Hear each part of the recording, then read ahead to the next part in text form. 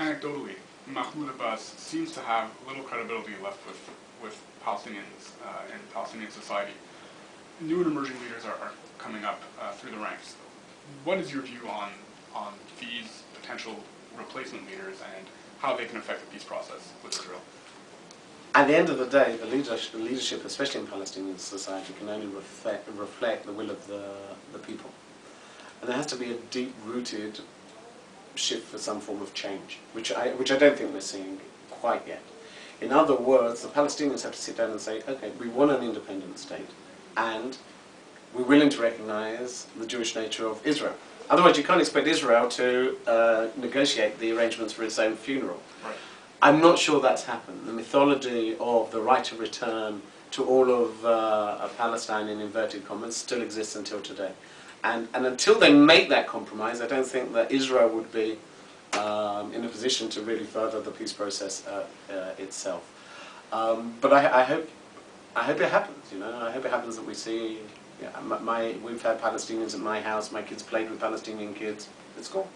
You know, one spoke Arabic, the other spoke English, and all they spoke about were iPhones. That's what it should be. You know, that's what it should be. The question is, how do we forward that? How do we progress that? And how do we create that understanding? What is your idea? And how would you forward that understanding? Well, let's take youth. Let's take your children for that example. In Israel, I'm sure it's a little easier because you are interacting with Palestinians on a daily basis. Outside of Israel, it's a different story. Right. There's not that daily interaction. It doesn't work that way. It just doesn't happen. At the end of the opportunities don't exist. At the end of the day, whilst it may not be politically correct to say it, I truly believe that peace will come from leadership first. In other words, despite popular myth that leadership comes from the grassroots and builds its way up, whilst it's good to have conversations and dialogue and understanding, the leadership has to lead its people towards some form of compromise. And it's when we've seen is we've had leadership on the other side who've been willing to make that sacrifice, whether it was the Egyptians, whether it was the Jordanians. We nearly got it with the Syrians, by the way. That was the closest we got towards some form of peace with the Palestinians. Then that normality filters down. So I'm a strong believer, whilst perhaps it's not conventional political correctness to say, is that the peace comes up down rather than upwards. Okay. How do you view Canada's role in this, in the peace process right now? Canada is very important because it's a country which supports Israel, yet is also at the same time very staunch supporter in the whole peace process. So I think that it can certainly put pressure on the Palestinians, it can put pressure on the international community to listen. One of the messages which I've been saying in Canada is, be critical of Israel, that's okay. We always joke, 2 Jews, 3 opinions. In Israel we have, as you know, two Israelis, 4 opinions, 5 political parties and a change of government. National sport is having elections. So absolutely, be critical but be fair.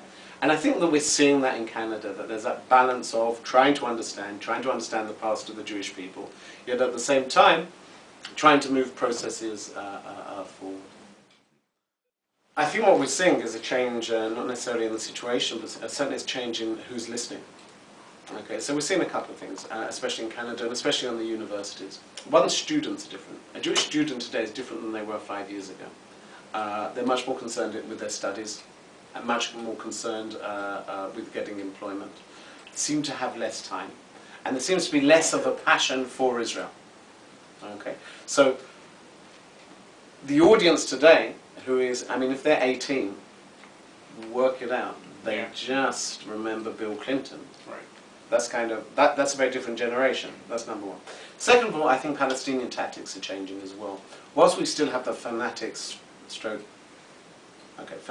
of George Galloway, Finkelstein, and these people who come and visit. Palestinian propaganda is changing in what they're doing, is that they're saying we want to be more liberal.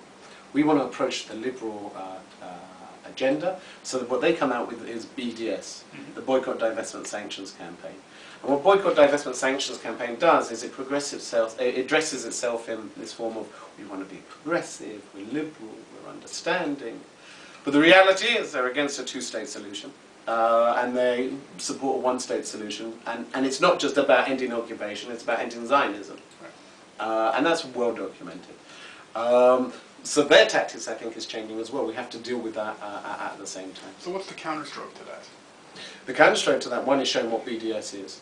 Two, is to show that if we were really interested in moving towards peace, whilst I say peace comes from leadership down, we can still have many of the projects which are taking place. One of the biggest institutes in Israel, which is the Shimon Peres Center for Peace, President of Israel, as you know, runs activities, hundreds of activities every year, where exactly as we were discussing, Israelis and Palestinians are meeting and talking to each other. You have universities trying to cooperate on studies. You have joint medicine. You have Palestinian doctors being trained at Hadassah Hospital. Those type of projects, I think, are useful. Having said that, the big peace will come between leaders when we have leaders who have some form of ambition to move forward.